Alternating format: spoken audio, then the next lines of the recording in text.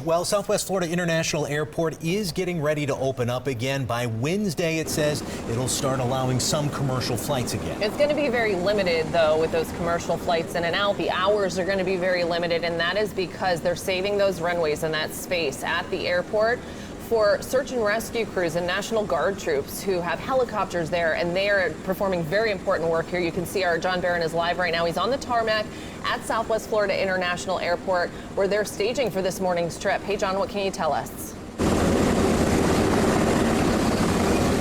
Yeah, so this morning, those rescue efforts are really starting to pick up right here by the Army National Guard. We are right now not in private sky, and as you can see, obviously out here, it's all action because everybody's trying to get out there, put boots on the ground, and make it out to some of those heavily hit areas here in Southwest Florida. And that's really what they're trying to do here, is really make it known that they are here with us here in Southwest Florida.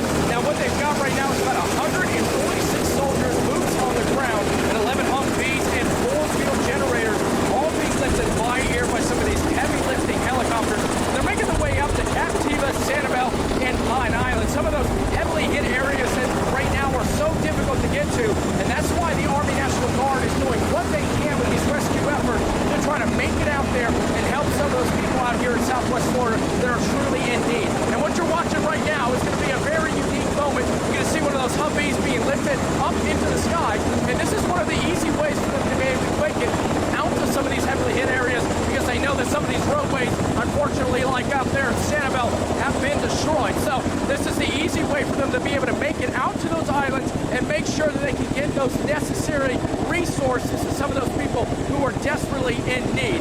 And as you can see, as they're trying to balance out that Humvee, what you're watching right now in the sky, they're going to make sure they're going to balance it out for about 10 minutes, make sure everything is okay, and then they're going to take off. They've been doing this all morning long since 7 a.m., and they're going to continue to do this. They're about to ramp up to make it all the units that they needed out there currently, and we're about to wrap up here on this airbase right here. Like I said, we're at private sky near RSW, and they're continuing their efforts here with the Army National Guard. We'll have more for you guys coming up later on in the hour as well.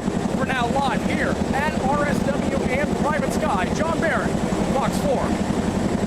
I'd like to stay with your shot. I know it's loud, so you can't hear us, but if we can, I'd like to zoom into this because this is fascinating work that's going on right now. John, I know you probably can't hear me. It's okay. We're hoping we could just keep with your picture and show this aircraft taking off with the Jeep. Yeah, if you're a photographer, if you want to step out of the way. Yeah, if you could just step out of the way and let your photographer zoom in so we can see this Chinook helicopter. So this is the U.S. Army.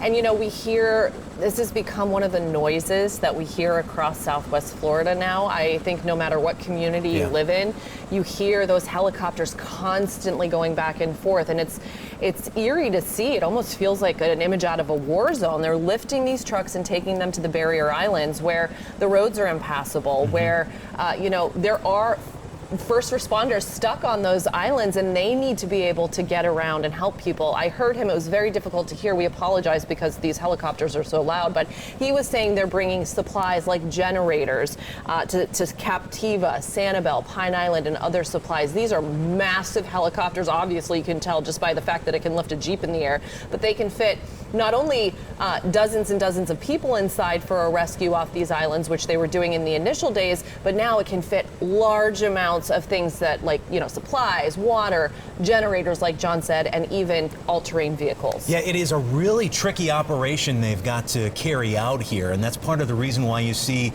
for lack of a better word, the big guns from the federal government. Again, this is a National Guard helicopter, and on its way to one of the barrier islands.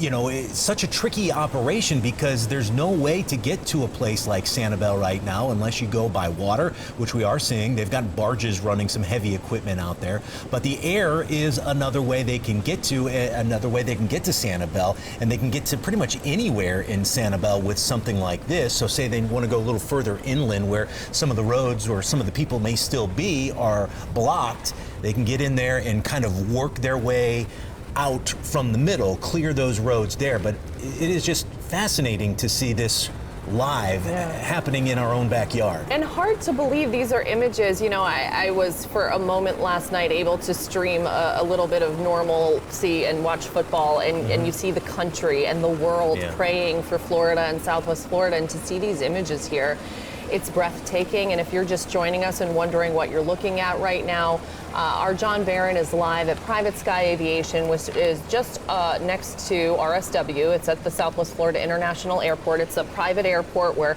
private aircraft can come in and out. Southwest Florida International Airport will be reopening with a few commercial flights starting on Wednesday, but it's going to be very limited because of what you're seeing here, because search and rescue, the Army, the Coast Guard, they need these runways, they need the space to be able to get the materials, the generators, the water, the heavy equipment like you see in the far, far distance, this Chinook helicopter taking a Jeep to Captiva and Pine Island. And you know, it's interesting because, you know, when we initially heard that the Sanibel Causeway had collapsed and multiple spans were impassable, and they're going to have to rebuild that. It's one thing to have one of our beautiful cities and barrier islands cut off, but there are countless areas across Southwest Florida that are cut off from the mainland. Pine Island, Matlacha is a total loss. Sanibel, you've got Englewood that has major damage. So it's like you said, they have to bring in these big guns because it's not just one small community that was affected. I mean, this storm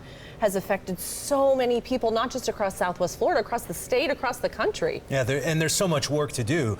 You've got the people who are on Matlacha today, the hundreds of trucks getting ready to build a makeshift road so you can drive into Matlacha and Pine Island and Bokeelia.